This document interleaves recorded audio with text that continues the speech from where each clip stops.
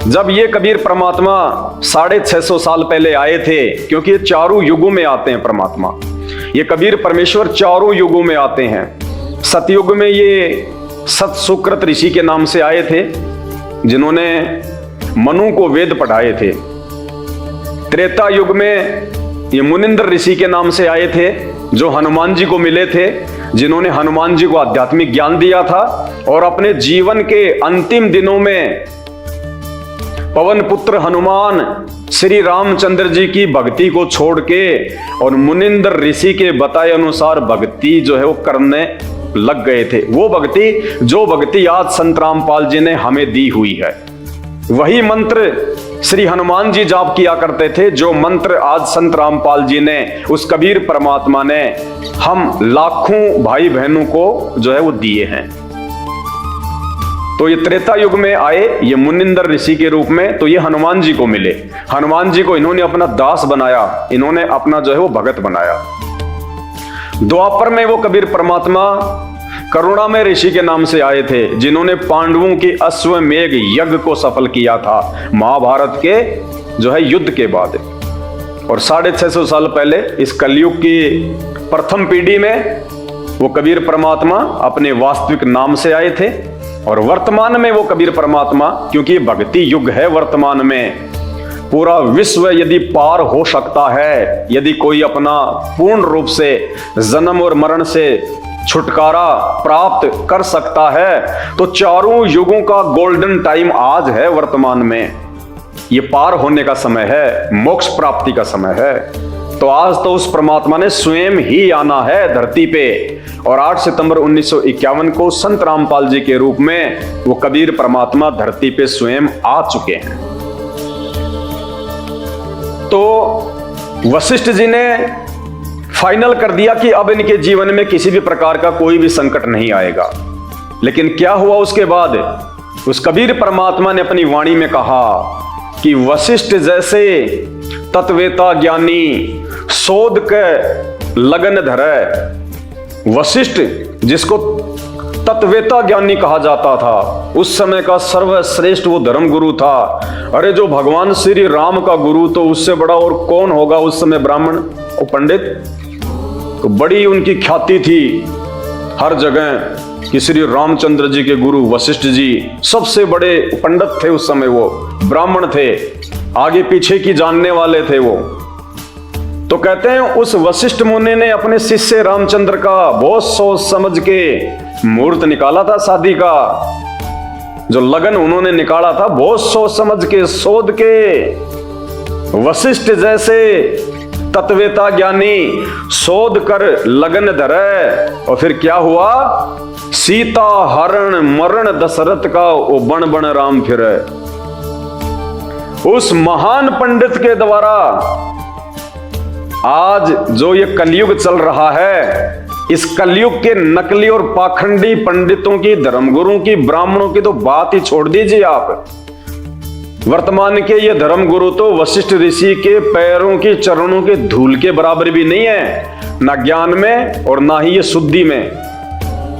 कहते हैं उस वशिष्ठ मुनि ने जब अपने शिष्य रामचंद्र जी का मुहूर्त निकाला शादी का, उसके द्वारा निकाले गए मुहूर्त से श्री रामचंद्र जी का जीवन नरक बन गया। नरक जो गारंटी दे रहा था कि मेरे द्वारा निकाले गए मुहूर्त के बाद रामचंद्र जी के सांसारिक जीवन में, वैवाहिक जीवन में किसी प्रकार की कोई समस्या नहीं आएगी, आजीवन सुखी रहेंगे। आजीवन दुखी रहे दोनों, सुख का पानी नहीं पिया उन्होंने।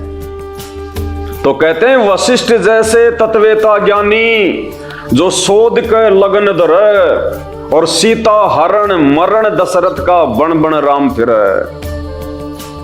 उसके द्वारा निकाले गए मुहूर्त में शादी होने के बावजूद कहते हैं सीता और रामचंद्र जी 14 साल जंगल में भटकते रहे। और पीछे से श्री रामचंद्र जी के पिताजी राजा दशरथ की अकाल मौत हुई।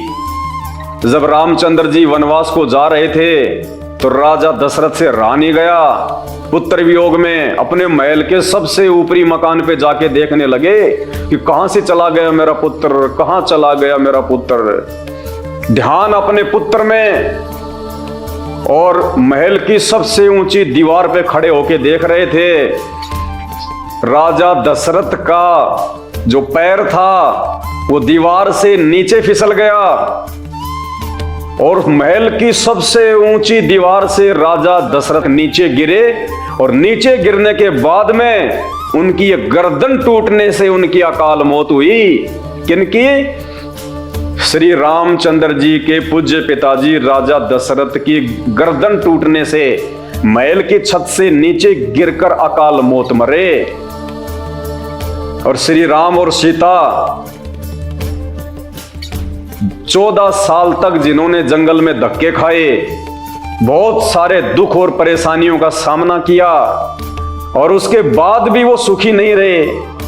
सीता को रावण उठा ले गया। 10 साल बाद में सीता को रावण की कैद से श्री रामचंद्र जी वानर सेना के सहयोग से छुड़ा के लाते हैं। उसके बाद एक धोबी के कहने से फिर सीता को जंगल में निकाल देते हैं। गर्भवती सीता, 5 महीने का बेटा उनके गर्भ में, गर्भवती सीता को रामचंद्र जी ने फिर जंगल में निकाल दिया। आजीवन दोनों अलग अलग रहे।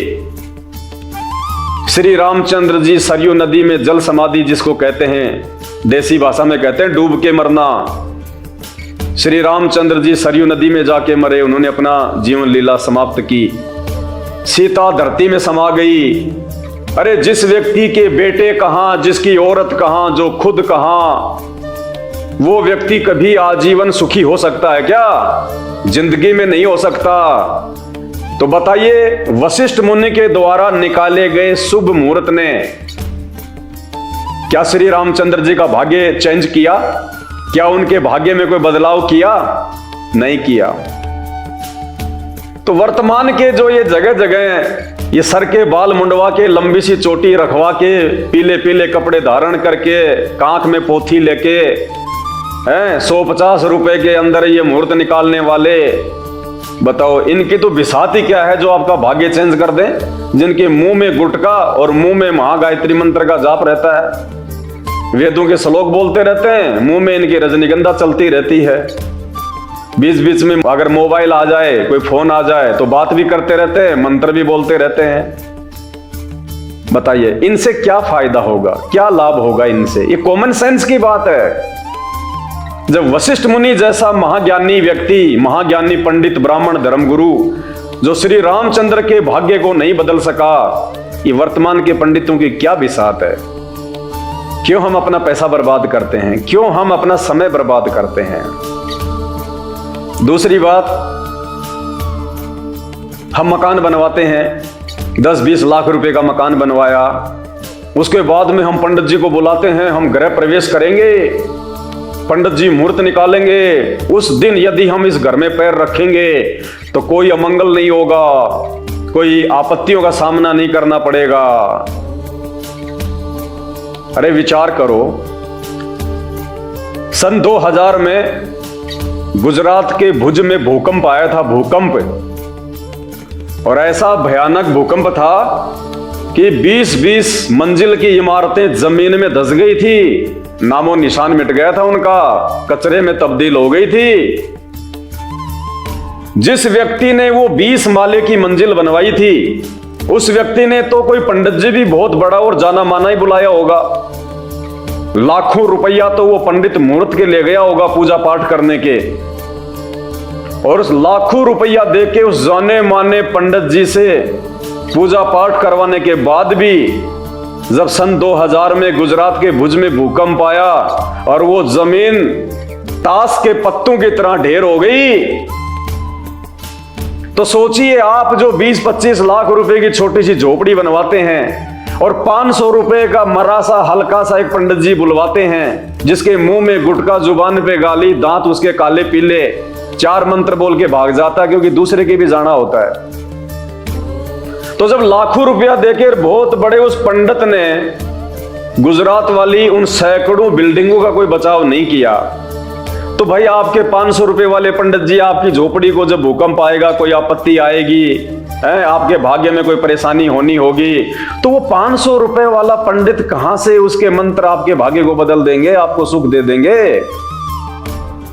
फिर हम शादी विवाह करवाते हैं, पंडित जी को बुलवाते हैं, 7 फेरे कटवाते हैं, पंडित जी मंत्र बोलते हैं, गारंटी देके चले जाते हैं कि बस वैदिक विधि से इनका विवाह संपन्न हो गया, अब इनके जीवन में कोई क्लेश नहीं, कोई दुख, कोई समस्या नहीं।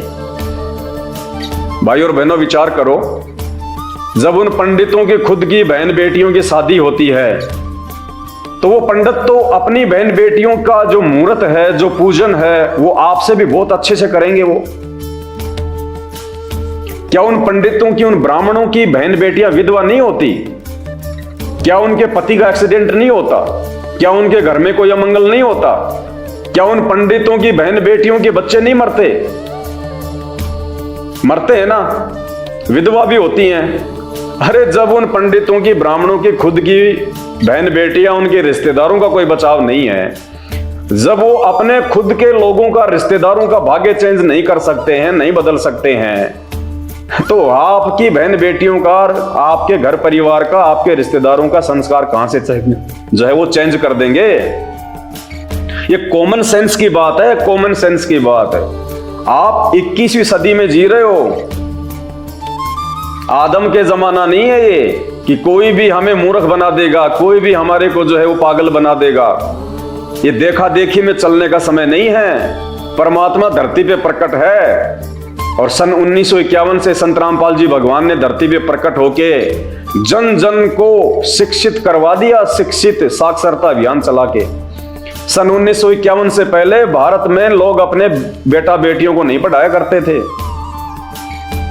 और 1951 के बाद जब से परमात्मा धरती पे आए हैं, इन्होंने घर घर में बच्चे बूढ़े सबको शिक्षित कर दिया। ये शिक्षा देने का मकसद क्या है गुरुदेव का? कि हम अपने धर्म शास्त्रों से परिचित हो जाएं, हम पढ़ना लिखना जान जाएं, और जब ये परमात्मा हमें पढ़ाएंगे, संत रामपाल जी शास्त्रों को दिखा दिखा के, तो हम जान सकें, हम समझ सकें कि वास्तव में सही क्या है और गलत क्या है, हम कहाँ मूर्ख बन रहे थे। हम भक्ति और भगवान की पहचान कर लें, हम अपने आत्म कल्याण की ओर आगे बढ़ें। इसलिए परमात्मा ने 1951 के बाद से शिक्षा दी है। 1951 के बाद में साइंस ने उन्नति की है, घर घर में इंटरनेट, मोबाइल, ये परमात्मा ने दिया है सब कुछ भक्ति करवाने के लिए। कि सबसे पहले तो हम ये पहचान कर लें कि सच्चा सतगुरु कौन होता है। बिना गुरु के तो भक्ति शुरू भी नहीं होती। पहले हम लोग जो है बचपन में बिना जानकारी के देखा देखी में जैसे माँ बाप कर रहे थे, जैसे अड़ोसी पड़ोसी कर रहे थे, मंगलवार के दिन घी में थोड़ा सा जो है रुई लपेट के उसकी बत्ती बना के हनुमान जी के जाके चढ़ा के आ जाते थे। घर पहुंचते नहीं उससे पहले तो वो जल के भी समाप्त हो जाती थी, फॉर्मेलिटी। तो परमात्मा कहते हैं चाहे कितने देवी देवता पूज लो, कितना ही कुछ कर लो, कितने तीर्थ धामों पे चले जाओ, कितने गंगा स्नान कर लो, कितनी कावड़ ले आओ, कितने व्रत कर लो, बिना गुरु के तो भक्ति शुरू भी नहीं होती है, शुरू भी। और गुरु चाहिए सच्चा तत्वदर्शी, गीता जी के अनुसार, तब कहीं जाके हम परमात्मा प्राप्ति की तरफ आगे बढ़ सकते हैं। उससे पहले कुछ नहीं है, धक्के खाते रहो चाहे। और यही कारण है आज विशेषकर हिंदू समाज में शायद ही ऐसा कोई घर परिवार होगा जिसमें पूजा पाठ नहीं होती होगी, अन्यथा सभी देवी देवताओं की जितनों को वो जानते हैं सबकी पूजा पाठ होती है।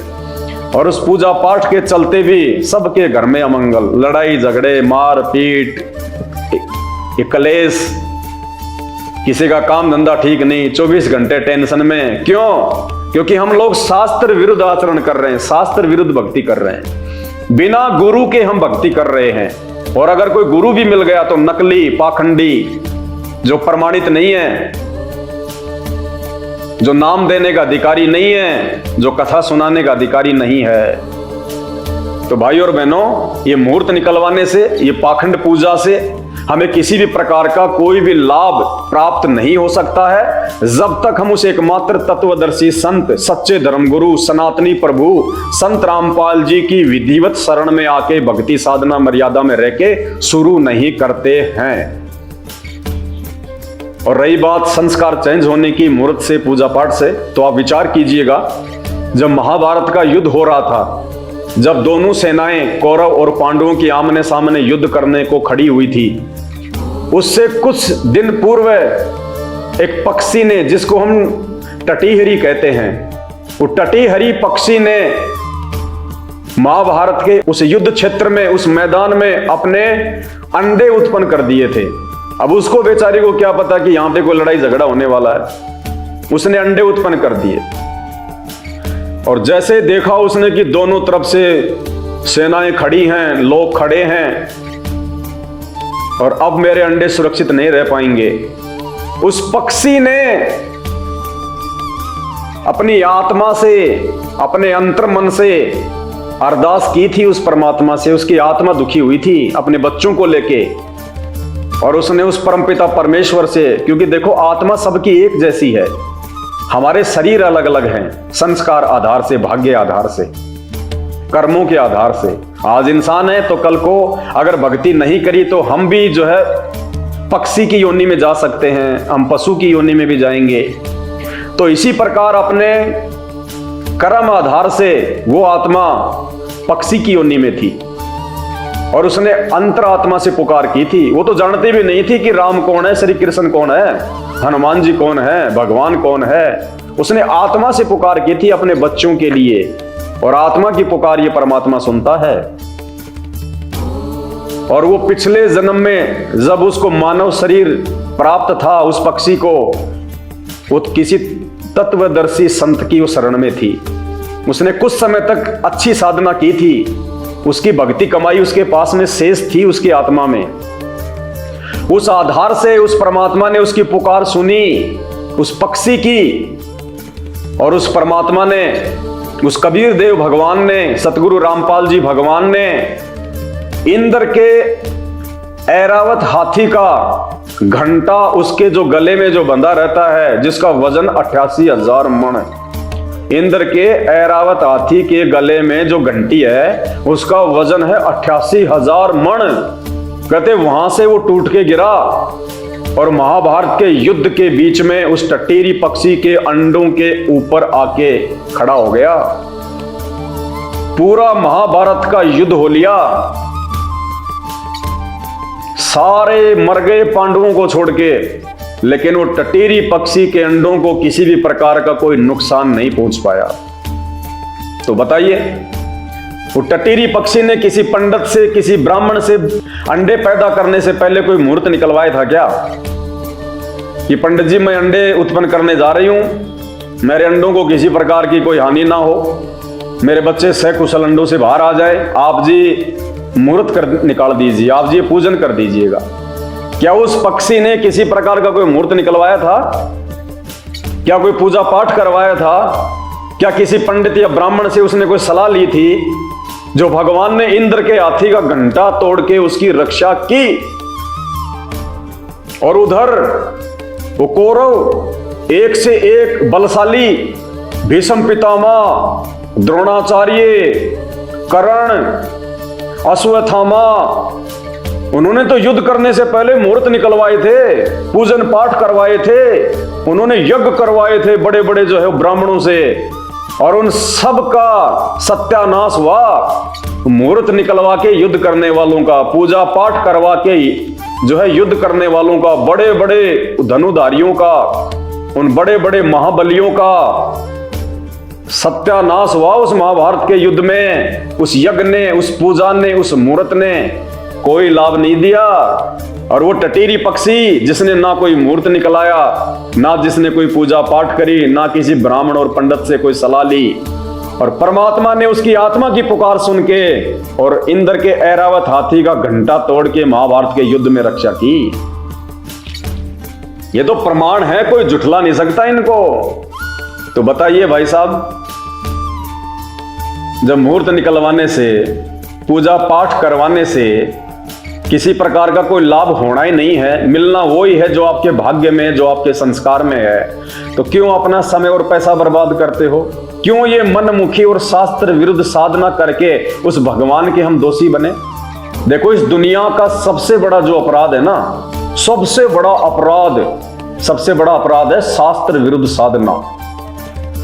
एक परमात्मा को छोड़ के जो कि पूजा के योग्य होता है, उसको छोड़ के यदि हम किसी अन्य से पूजा पाठ करवाते हैं या किसी अन्य देवी देवता को, ब्रह्मा विष्णु महेश को, राम या श्री कृष्ण जी को भगवान मान के पूजते हैं, तो हम उस पूर्ण परमात्मा के, उस आदि राम के, उस आदि पुरुष, उस कबीर देव के सबसे बड़े अपराधी बन रहे हैं, हम दोषी बन रहे हैं। सीधा नरक में ठोकेगा वो। भाई और बहनों, वीडियो को थोड़ा ध्यान से सुना करें, थोड़ा धैर्य के साथ में सुना करें। मेरा मकसद केवल इतना सा है कि आप भाई बहन नींद से जागें, उस नींद से जिस अज्ञानता की नींद में इन नकली धर्मगुरुओं ने हमारे को, हमारे पूर्वजों को सदियों से सुला रखा है, और ये हमारी अज्ञानता के चलते धर्म को धंधा बना के अपना पेट पोषण कर रहे हैं। आप उस नींद से जागें। ये मानव शरीर हमें बार बार प्राप्त नहीं होता है। शास्त्र इस बात का प्रमाण है कि 84 लाख योनियां भोगने के बाद में वो परमेश्वर खुश होकर हमें एक मानव शरीर देता है, जिस मानव शरीर में हम सोच सकते हैं, विचार कर सकते हैं, चिंतन कर सकते हैं, मनन कर सकते हैं, मंथन कर सकते हैं, सही और गलत की जानकारी प्राप्त कर सकते हैं। एक कुत्ते को आप समझाओ कि आप भक्ति करो श्री राम की, उस कुत्ते को नहीं पता कि राम कौन है, श्री कृष्ण कौन है, चाहे कितना ही समझाओ उसको, क्योंकि वो भोग योनि है। और मनुष्य योनि को जो है वो कर्म योनि कहा गया है।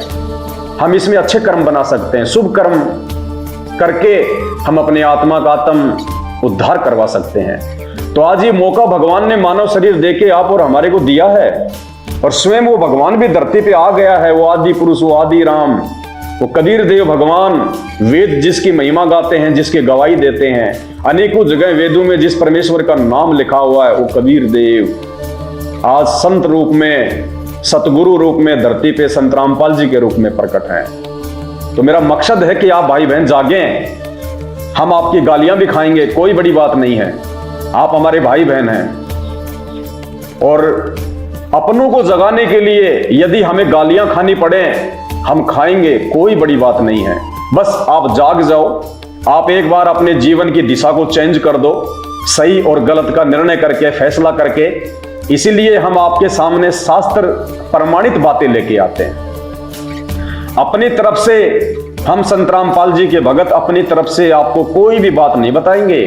आपके सामने जो भी सबूत रखेंगे, जो प्रमाण देंगे, जो बातें रखेंगे, वो हमारे ही शास्त्रों से प्रमाणित होगी। उनको कोई झुठला नहीं सकता इस दुनिया में कि ये झूठ बोल रहा होगा।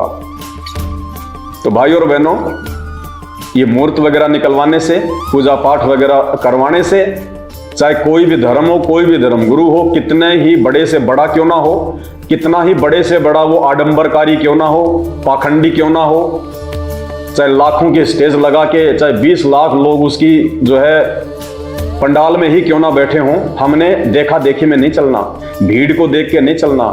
ये मानव शरीर परमात्मा ने सोच समझ के एक एक कदम विचार करके रखने के लिए दिया है।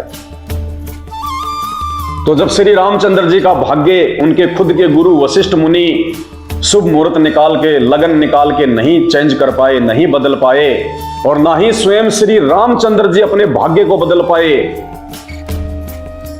तो आजकल के पंडितों की क्या बिसात है भाई? क्यों मूर्ख बन रहे हो? क्यों अपना समय और पैसा बर्बाद कर रहे हो? क्यों अनमोल मानव जन्म को धीरे धीरे अपनी श्वासों को बर्बाद कर रहे हो? और आज आपको एक ऐसा प्रमाण देंगे, एक ऐसा आपको एक सबूत देंगे पद्म पुराण से। उसको देखने के बाद में आप विचार करेंगे कि वास्तव में जो कब तक आप उनके द्वारा बताई गई सृष्टि रचना को नहीं पढ़ेंगे, नहीं समझेंगे, तब तक आपको किसी भी धर्म का कोई भी धर्म ग्रंथ समझ में नहीं आएगा। भाई और बहनों, 2 घंटे से मुझे थूक बिलोने का कोई शौक नहीं है। आप भी अपने कीमती समय में से थोड़ा बहुत समय निकाल के ये वीडियो देख रहे हैं, तो ये वीडियो देखने का फायदा उसी समय है जब आप संत रामपाल जी के सत्संग सुनना शुरू करें। क्योंकि आज इस पूरी धरती पर केवल एक ही परम संत है, बाकी कोई संत इस धरती पे नहीं है। और जितने भी संत हैं, ये धर्म गुरु हैं, इनको अपने स्वयं के धर्म के विषय में पूरी जानकारी नहीं है, इनको स्वयं के धर्म ग्रंथों के विषय में पूरी जानकारी नहीं है। हिंदू धर्म गुरुओं को गीता जी और वेदों के विषय में पूरी और सच्ची जानकारी नहीं है। मुल्ला और मौलवियों को मुसलमान धर्म के विषय में, कुरान शरीफ के विषय में, तौरेत, जबूर और इंजिल के विषय में पूरी जानकारी नहीं है। जितने भी पादरी और पास्टर हैं, इनको बाइबल के विषय में पूरी जानकारी नहीं है। सिखों को गुरु ग्रंथ साहिब के विषय में जानकारी नहीं है। ना ही बौद्ध और जैन समाज को अपने अपने धर्म ग्रंथों की जानकारी है। ये सारी जानकारी संत रामपाल जी ने सभी धर्म के मानने वालों को दी है। आपने उनके सत्संग सुनने पड़ेंगे और सत्संग सुन के आप विचार कीजिए कि आपको मानव जन्म क्यों मिला है। परमेश्वर कहते हैं, मानव जन्म पाए के जो नहीं रटे हरि नाम, और जैसे कुआं जल बिना फिर बनवाया क्या काम। ये 84 लाख योनियों से भिन्न एक मानव शरीर हमारी को केवल और केवल भक्ति के लिए मिलता है। अन्य योनियों में जाके महादुख भोगने से बचने के लिए मिलता है। और ये केवल उसी समय संभव है जब हम एक परमेश्वर की भक्ति करें। और एक परमेश्वर की जानकारी वर्तमान में पूरी पृथ्वी पे यदि किसी धर्मगुरु के पास में है तो केवल परम पूज्य सतगुरु रामपाल जी भगवान के पास में है। और जब तक आप उनके सत्संग नहीं सुनेंगे, आप उनके विचारों से परिचित नहीं होंगे, तब तक ऐसे ही आप अपना ये अनमोल मानव जन्म बर्बाद करते रहेंगे। और आज मानव जन्म में आप कितने सुखी हैं बिना भक्ति और भगवान के। और कल को जब ये शरीर छूटेगा, हम 84 लाख योनियों में जाएंगे, उस समय हमारे साथ में क्या बीतेगी। आज आप एक गधे का जीवन देख लीजिएगा, आज आप एक बैल का जीवन देख लीजिएगा, कितना महादुख भोगता है। सारा दिन खेत में चलता है, गाड़ी में उसको किसान जोतता है। एक गधा सारे दिन ईंट के भट्ठे के ऊपर कितनी मेहनत करता है, सारा दिन ईंटें ढोते रहता है। अन्य पक्षी देख लीजिए, पशु देख लीजिए, एक कुत्ता देख लीजिए, सर में कीड़े पड़ जाएं, पूरे शरीर पे उसके खुजली हो जाए, एक्सीडेंट में उसका पैर कट जाए, कितने दुख भोगते हैं। आप और हमारे ऊपर तो छोटी मोटी कोई भी आपत्ति आती है, हम तो तुरंत अपने किसी रिश्तेदार को बता दें, कहीं से सहायता प्राप्त कर लें, मेडिकल प्राप्त कर लें, हॉस्पिटल में चले जाएं। भूख लग रही है तो खाना खा लें, कहीं भी 56 प्रकार के भोजन बना के खा लें। और कल को जब भक्ति सही नहीं करेंगे, और ये तो विधान है परमात्मा का, ये मोटे मोटे ग्रंथ भगवान ने कोई ऐसे थोड़े ना लिखवाए, मजाक में थोड़े लिखवाए। चारों वेद और ये गीता जी, ये पुराण, इनमें भक्ति और भगवान के विषय में जानकारी है। इस मानव शरीर से हमें क्या करना चाहिए उसकी जानकारी है। और यदि हमने वो कार्य नहीं किया, संत रामपाल जी की शरण में आके एकमात्र पूरे विश्व में उस तत्वदर्शी संत की शरण प्राप्त करके यदि हमने एक परमात्मा की भक्ति नहीं की, तो अगला जन्म 84 लाख योनियों का। फिर हमें ना कोई सत्संग के विषय में बताएगा, ना कोई समझाएगा, ना हम समझने के लायक रहेंगे। कहते माता पिता मिल जाएंगे लख 84 माही, सतगुरु की सेवा और भक्ति ये फेर मिलन की नाही। आज अनजाने में लोग कहते हैं माता पिता ही हमारे गुरु हैं, माता पिता ही हमारे गुरु हैं। बहुत अच्छी बात है, वो भी गुरु हैं, उन्होंने भी आपको जीवन जीना सिखाया है, बचपन में आपको शिक्षाएं दी हैं। लेकिन बिना आध्यात्मिक गुरु के वो माता पिता भी मरने के बाद 84 लाख योनियों में जाएंगे, और आप भी 84 लाख योनियों में जाएंगे। वहां पे ना आपको माँ बचाएगी, ना आपको वो पिता बचाएगा। तो ये परम पिता परमात्मा इस धरती पे प्रकट है, सबका पिता है, सबकी माँ है। ये हमें सत्य आध्यात्मिक ज्ञान देके 84 लाख योनियों से भी बचाएंगे। और इस शरीर में रहते सहते यदि हमारे ऊपर कोई संकट आना होगा, कोई परेशानी या कोई दुख आना होगा, हमारे कोई प्रारब्ध का, हमारे कोई पूर्व जन्मों के कुकर्मों का, उसको भी संत रामपाल जी अपनी भक्ति से काटने में समर्थ हैं। आपके ऊपर वो कष्ट नहीं आने देंगे यदि आप उनकी मर्यादा में रह के भक्ति करेंगे। तो मेरी केवल आपसे विनती है, आपसे प्रार्थना है, मैं आपको केवल समझा ही सकता हूँ, बता ही सकता हूँ, जानकारी ही दे सकता हूँ। बाकी प्यास आपको होनी चाहिए, भूख आपको होनी चाहिए, तभी आप उस चीज को प्राप्त जो है वो कर पाएंगे। तो आज के वीडियो में केवल इतना ही। आगे फिर परमपिता परमेश्वर के आशीर्वाद से आप सभी भाई बहनों के मार्गदर्शन के लिए वीडियो आते रहेंगे। अभी तक यदि आपने हमारे Facebook page Pawan Das is live को फॉलो नहीं किया है तो आप जी फॉलो करें, वीडियो को शेयर करें ताकि यह जानकारी अन्य भगत भाई बहनों तक भी पहुंचे। जो अभी उन अज्ञानी और नकली धर्मगुरुओं के चक्कर में अपने मानव जीवन को बर्बाद कर रहे हैं। बंदी छोड़ सतगुरु रामपाल जी भगवान की जय हो।